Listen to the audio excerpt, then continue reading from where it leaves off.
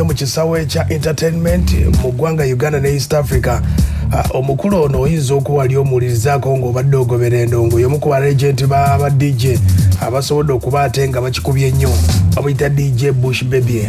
Makya g'olunaku olwaleero tufunye amawulire ag'ennaku nga galaga nti omukulu ono afiiridde mu studio side z'entebe eyo abadde akunukkiriza emyaka nga 5. Ekisaawe ky'endongo akiruddemu ebbanga ddene.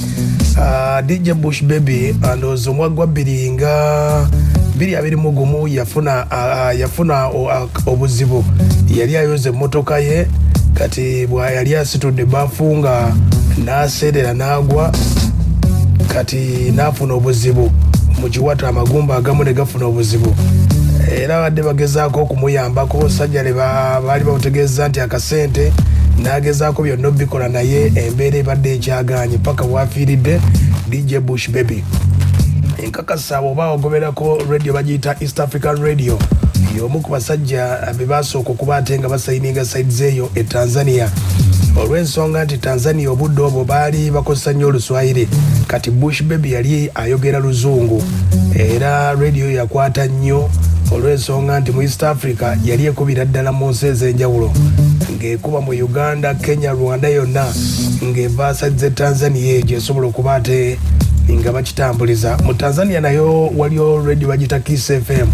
Omukono Bush Baby y'omu ku basobola okuba ate nga yakolerako ku Magic FM, ku Sanyo, ku Urban, yakolerako ku Next Radio. Radio nyingi nnyo zasobodde okuba ate nga akolerako omukono gwe bayita Bush Baby. Kakasa nti ekisaawe oba okirimu eky'endongo kakasa nti wali omuwuliddeko omukulu ono nga bamwogerako. Bush Baby yazaalibwa side z'entebe eyo ng'amannya ge ye Michael Benjamin Owol. Myaka gya 1975 yazaalibwa side z'entebe eyo yatandika mpola omulimu gwa radio yagutandika radio bagiyita Green Channel. Obudde obwo Green Channel akadde kano bagikyusa gye bayita Magic FM. Mwaka gwa 1998 paka 99 awo we yaviira awo okufuna omulimu side z'e Tanzania. Yalina mukwano gwe side z'e Tanzania eyo yamuweereza kaddemo n'amugamba eno waliyo radio egenda okutandika. Awo nno watandikira okuba ate nga yakigettamu. Yagenda e Tanzania eyo yayita mikwano gye abantu nga 18 ne bafuna emirimu sides eyo. Akabanga yasobola okuba ate nga akamalako era ya promoting ennyimba nnyingi nnyo ez'Abannayuganda ku program gye yali akola baali bagiyita waliwo program gye yali akola ku East African Radio bagiyita East Africa's Top 20 Songs.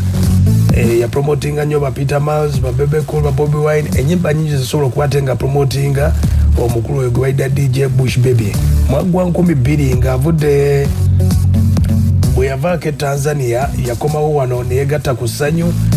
Ku Sanyu bwe yavaayo n'agendako ku East African Radio era yali mpagi nnene nnyo mu radio ne TV okugitandika n'asobola okuba ate nga akitambuza. Bwe yavaayo wekudda wano n'akomawo ku Sanyu n'agendako ku XFM 2018 n'agendako ku Next Media ne XFM gye yasembera awo n'asobola okuba ate nga bitambuza. Wabula obuzibu bw'akabenje kajja 2021 nga bwe bitegeezezzaako n'afuna obuzibu obwo. Okuva olwo embeera ebadde tetereranga paka bategeeza nti olunaku olwaleero afiiridde mu studio.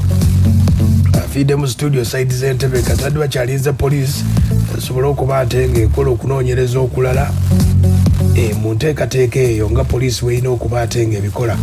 Ego nno okuvaako mu kisaawe kya entertainment.